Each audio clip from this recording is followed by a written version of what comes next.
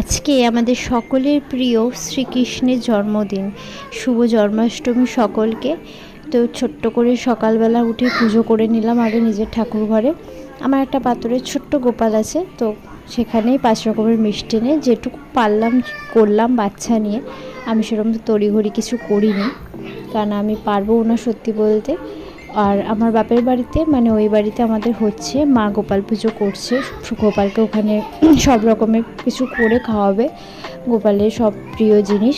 তো ওখানেই আমি যাবো একটু পরে। এই যে আমার মেয়ে আর গোলু এখানে ঠাকুর নমস্কার করতে এসছে।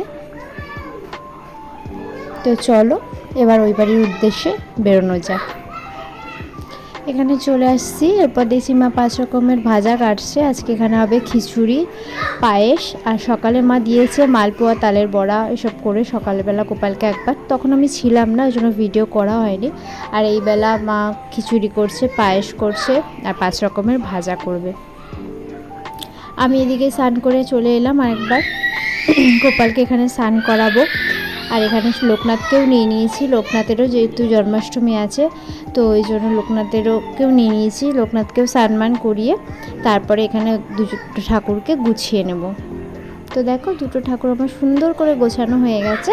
এরপর মা ভোগ গোছাচ্ছে, সেখানে যাই চলো। এই যে এখানে মা লোকনাথের আর গোপালের জন্য ভোগ গোছাচ্ছে। তো ভোগ গোছানো হয়ে গেলে তারপরে চলো আমরা ভোগ নিবেদন করতে যাই ঠাকুর ঘরে।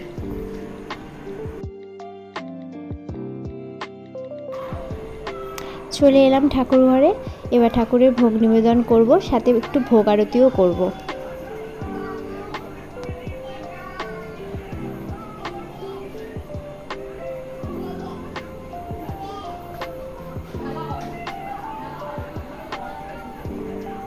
আমার মেয়েকে দেখো এখানে মন দিয়েও ঠাকুরের পুজো দেখছে, দিদানের আর কাঁসা বাজাচ্ছে। চলো মা এবার ভোগ নিবেদন করে দিক, তারপর একটু ভোগ আরতি করব।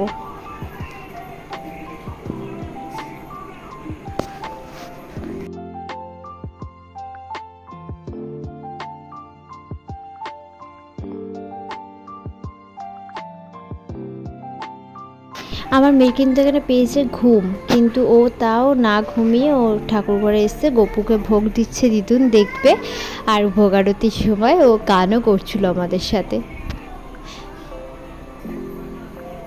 এই যে এখানে কাঁসা বাজাচ্ছে আর গান করছে আমার মেয়ে এইসব কীর্তন করা, গান করা, পুজো দেওয়া, এগুলো তোর খুব ইন্টারেস্ট, আমার মতোই।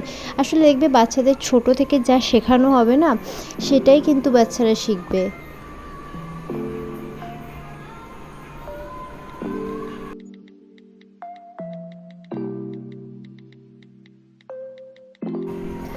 তো চলো আমরা এখন যাই, ঠাকুর ভোগ গ্রহণ করে নিই। দেখা হচ্ছে আবার সন্ধেবেলা। তো সন্ধেবেলা আমাদের বাড়িতে একটু সৎসঙ্গ ছিল। ভাদ্র মাস, ঠাকুরের জন্ম মাস, তোমরা সবাই জানো। তো আমাদের বাড়িতে প্রতি মাসের 26 তারিখে যে সৎসঙ্গটা হয় সেটাই হচ্ছে। আর আমার মেয়ে এখানে মন দিয়ে বাজনা বাজাচ্ছে। আজকের মিনি ব্লগটা এখানেই। ভালো লাগলে একটা লাইক করে দিও। টাটা।